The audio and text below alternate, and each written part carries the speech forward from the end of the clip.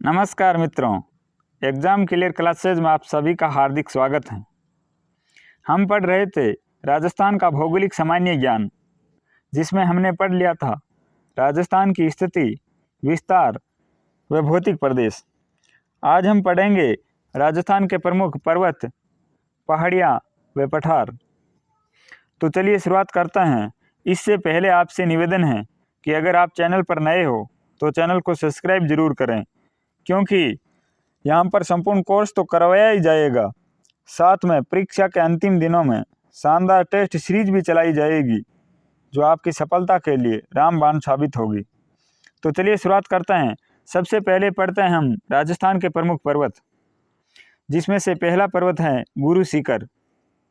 सबसे ऊंची पर्वत चोटी कौन सी है? गुरु शिखर, जो कहाँ पर स्थित है? माउंट आबू सिरोही में स्थित है। और इसकी ऊंचाई कितनी है? 1722 मीटर है। और ये हिमालय व पश्चिम घाट की नीलगिरी के मध्य में स्थित सर्वाधिक ऊंची चोटी है। तो अगर पूछे हिमालय व पश्चिम घाट के मध्य में स्थित सबसे पर्वत ऊंची चोटी कौन सी है, तो वह है गुरु शिखर। और कर्नल टोड ने इसे क्या कहा है? संतों का शिखर कहा है। और दूसरी सबसे ऊंची पर्वत चोटी है वो शेर हैं। वो भी कहाँ पर स्थित हैं? सिरोही जिले में स्थित हैं, जिनकी ऊंचाई कितनी है? 1597 मीटर ऊंची है, जो राज्य की दूसरी सबसे ऊंची पर्वत चोटी मानी जाती हैं। और अगर राज्य की तीसरी सबसे ऊंची चोटी पूछे तो वो है दिलवाड़ा, जिनकी ऊंचाई कितनी है? 1442 मीटर है। वो भी कहाँ पर स्थित हैं? सिरोही में स्थित हैं, जो राज्य की तीसरी सबसे ऊंची पर्वत चोटी मानी जाती हैं। इस प्रकार राजस्थान की तीन प्रमुख पर्वत चोटियों में गुरु शिखर, शेर व दिलवाड़ा शामिल हैं, जो राज्य की सबसे ऊंची पर्वत चोटियां मानी जाती हैं। और तीनों ही कहाँ पर स्थित हैं? सिरोही जिले में स्थित हैं। और चौथी सबसे ऊंची चोटी है वो है जरगा, जो कहाँ पर स्थित है? उदयपुर में स्थित हैं, जिनकी ऊंचाई कितनी है? 1431 मीटर ऊंची है, जो राज्य की चौथी सबसे ऊंची चोटी मानी जाती हैं, जो कहाँ पर स्थित हैं? भोरट के पठार में स्थित हैं। तो राज्य की जो चौथी सबसे ऊंची चोटी कौन सी है? जरगा है। तो इस प्रकार इनका क्रम याद रखना कि सबसे पहले कौन सी है? गुरु शिखर है, क्योंकि परीक्षा में क्रम पूछा जाता है। आरोही क्रम, अवरोही क्रम में, ऊंचाई के क्रम में आरोही क्रम में लिखिए या अवरोही क्रम में लिखिए। तो सबसे पहली है गुरु शिखर, दूसरी है शेर, तीसरी ऊंची पर्वत चोटी है वो है दिलवाड़ा, और चौथी कौन सी है? जरगा। तो इन चारों का क्या करना है? क्रम याद रखना है।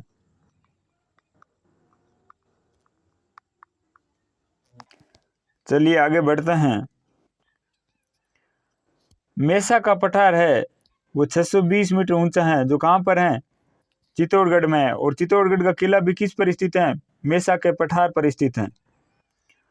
और अचलगढ़ पर्वत चोटी कहाँ पर स्थित है? सिरोही में है, जिनकी ऊंचाई कितनी है? 1380 मीटर है। रघुनाथगढ़ पर्वत चोटी कहाँ पर है? सीकर में है, जिनकी ऊंचाई कितनी है? 1055 मीटर है। और हमने जो राजस्थान के भौतिक प्रदेश पढ़े थे, उसमें से हमने अरावली पर्वतमाला के जो 4 भाग पढ़े थे, उसमें से पहला भाग था उत्तरी अरावली, दूसरा भाग था मध्य अरावली, तीसरा भाग था भोरट का पठार, और चौथा भाग था आबू पर्वतखंड।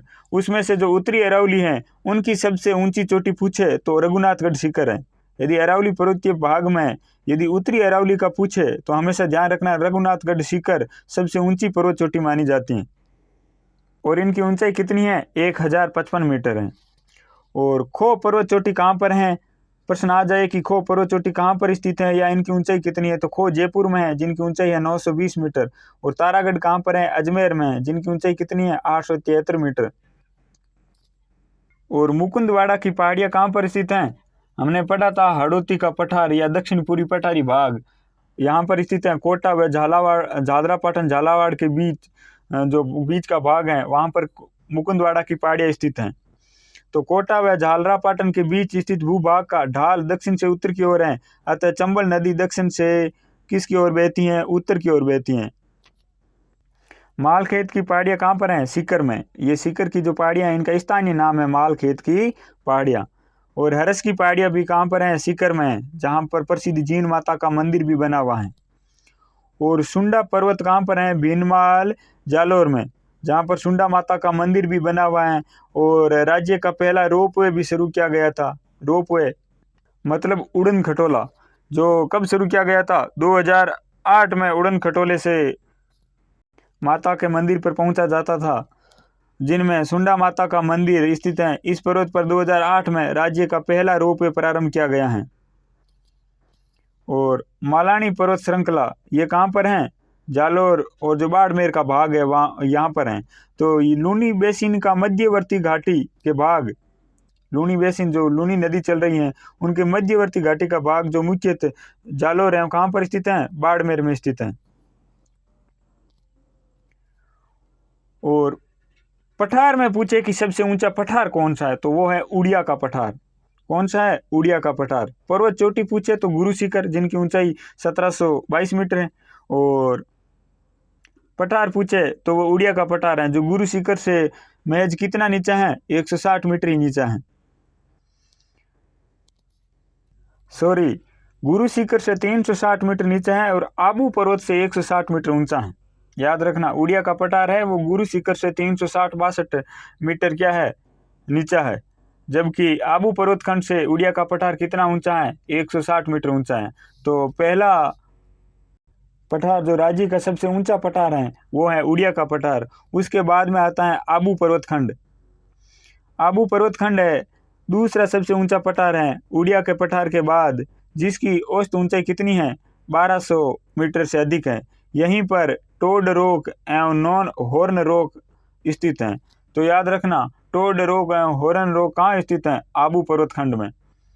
और राज्य का तीसरा ऊंचा पठार है वो है भोरट का पठार, जो आबू पर्वतखंड के बाद राज्य का उच्चतम पठार माना जाता है, जो उदयपुर के उत्तर पश्चिम में गोगुंदा व कुंभलगढ़ के बीच स्थित है। ये भोरट का पठार कहाँ है? उदयपुर के उत्तर पश्चिम में गोगुंदा व कुंभलगढ़ के बीच का स्थान है। इसकी औसत ऊंचाई है 1225 मीटर है। राज्य की अन्य पर्वत चोटियों में कुंभलगढ़, जिनकी ऊंचाई है 1224 मीटर, जो कहाँ पर स्थित है? उदयपुर राजसमंद क्षेत्र में स्थित है। कमलनाथ की पहाड़ी, जिनकी ऊंचाई कितनी है? 1001 मीटर है। ऋषिकेश, ये कमलनाथ की पहाड़ी ये भी कहाँ पर स्थित है? उदयपुर में स्थित है। ऋषिकेश, जिनकी ऊंचाई कितनी है? 1017 मीटर, ये भी कहाँ पर स्थित है? उदयपुर में स्थित है। और सज्जनगढ़ की पहाड़ी, जिनकी ऊंचाई कितनी है? पर्वत चोटी 938 मीटर है। और लालगढ़ पर्वत चोटी, जिनकी ऊंचाई है 874 मीटर, ये भी उदयपुर राजसमंद क्षेत्र में स्थित है।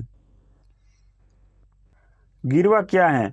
तो गिरवा उदयपुर क्षेत्र में तश्तरी नुमा आकृति वाले पहाड़ों की एक श्रृंखला मेखला है, जिनका स्थानीय नाम क्या है? गिरवा है। जैसे सीकर की जो स्थानीय पहाड़ियां हैं उनका नाम क्या था? मालखेत की पहाड़ियां। उसी प्रकार उदयपुर क्षेत्र में तश्तरी नुमा आकृति वाले पहाड़ों की जो श्रृंखला है उनका नाम गिरवा है।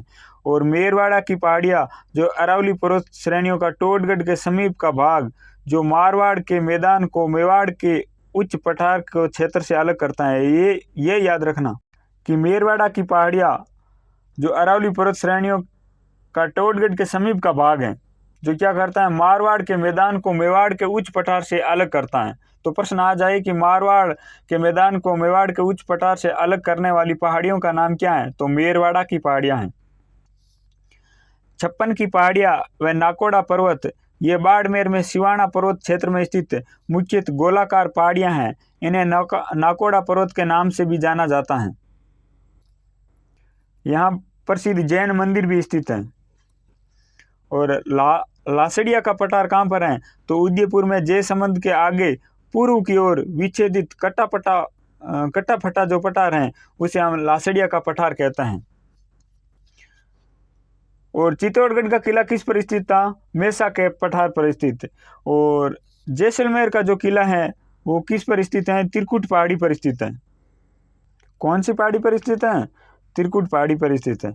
और ऊपरमाल किसे कहते हैं? तो चित्तौड़गढ़ के भैंसरोडगढ़ से भीलवाड़ा के बिजोलिया तक का भाग, चित्तौड़गढ़ के भैंसरोडगढ़ से लेकर भीलवाड़ा के बिजोलिया तक का जो पठारी भाग है वो रियासत काल में क्या कहलाता था? ऊपरमाल कहलाता था। और भैराच व उदयनाथ की जो पहाड़ियां हैं वो कौन से जिले में स्थित हैं? तो ये है अलवर जिले में स्थित। याद रखना, भैराच व उदयनाथ की पहाड़ियां कहाँ पर स्थित हैं? अलवर जिले में स्थित हैं।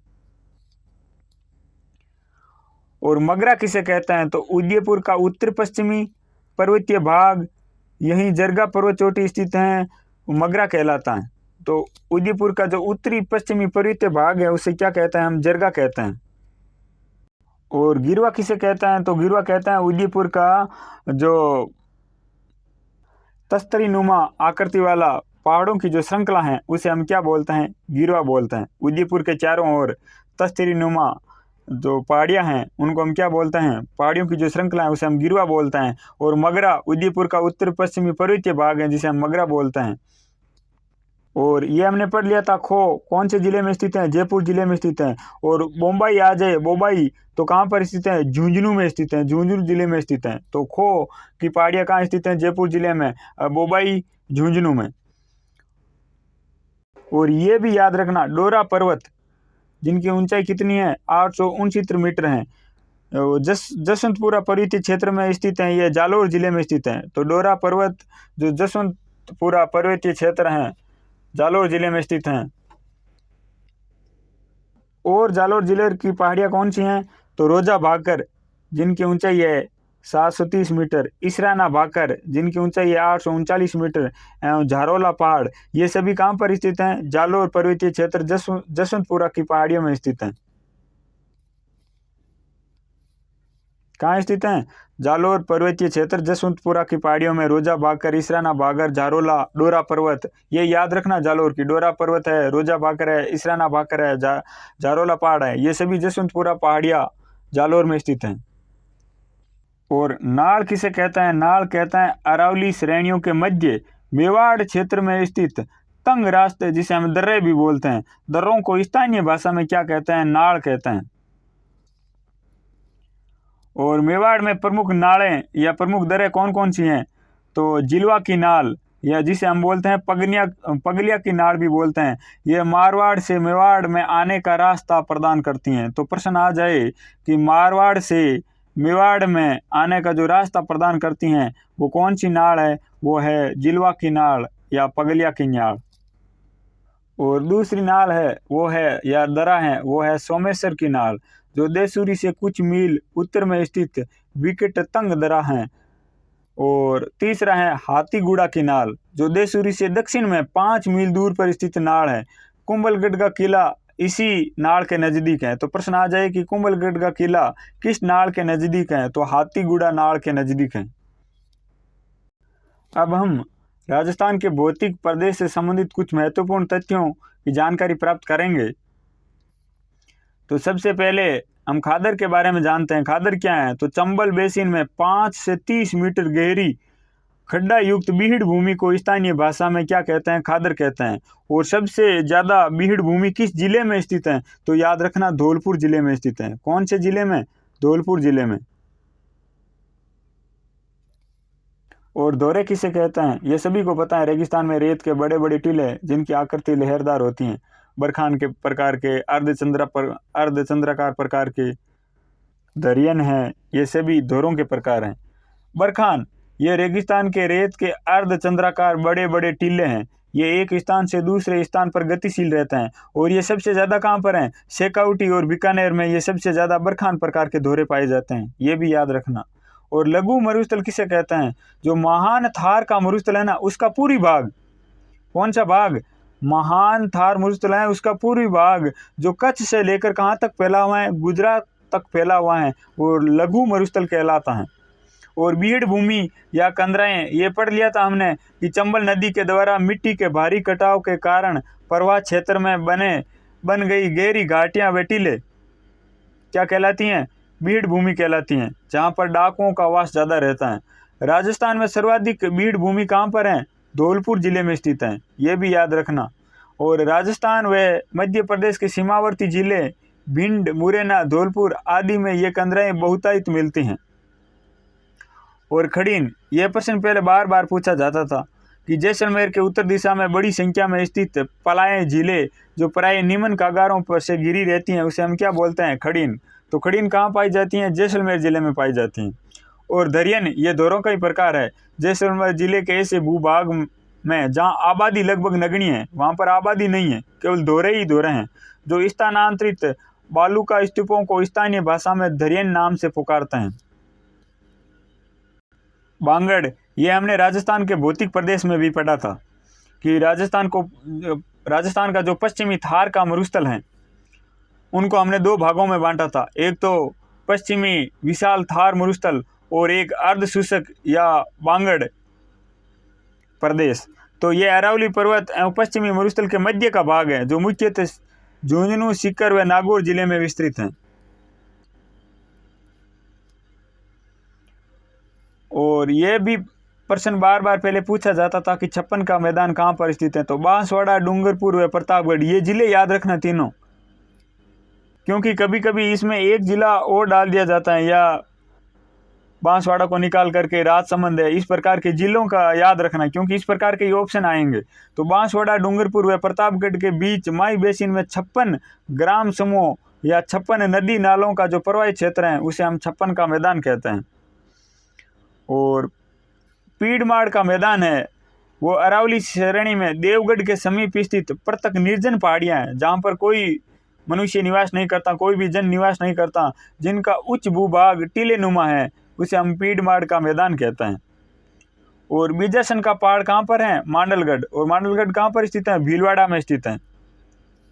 और विंध्याचल पर्वत है राजस्थान के दक्षिण पूर्व में मध्य प्रदेश में स्थित है विंध्याचल पर्वत। और लाठी सीरीज क्षेत्र, यह भी प्रश्न पहले बार बार पूछा जाता था। जैसलमेर के पोखरण से मोहनगढ़ तक पाकिस्तानी सीमा के सहारे विस्तृत एक भूगर्भीय जल की चौड़ी पट्टी जहां उपयोगी सेवन घास अत्यधिक मात्रा में पाई जाती थी उसे हम बोलते थे लाठी सीरीज क्षेत्र। और कुबड़ पट्टी, यह तो नागौर और अजमेर जिले के जो फ्लोराइड युक्त यानी जहां पर जल में फ्लोराइड की मात्रा ज़्यादा है वहाँ के निवासियों की हड्डियों में टेढ़ापन आ जाता है एवं पीठ झुक जाती है, इसलिए इसे हम क्या बोलते हैं? कुबड़ पट्टी कहते हैं। यानी राजस्थान के नागौर एवं अजमेर जिले के कुछ क्षेत्रों में भूगर्भीय पानी में फ्लोराइड की मात्रा क्या है? ज़्यादा है, जिनके पीने के कारण व्यक्तियों की क्या हो जाती है? पीछे से पीठ झुक जाती है, कुबड़ पड़ जाती हैं, इसे हम बोलते हैं कुबड़ पट्टी क्षेत्र। तो ये थे राजस्थान के भौगोलिक ज्ञान से संबंधित कुछ तथ्य, अच्छे से देख लेना, इसमें से 1-2 प्रश्न जरूर पूछा जाएगा। मिलते हैं अगले वीडियो में, तब तक के लिए धन्यवाद।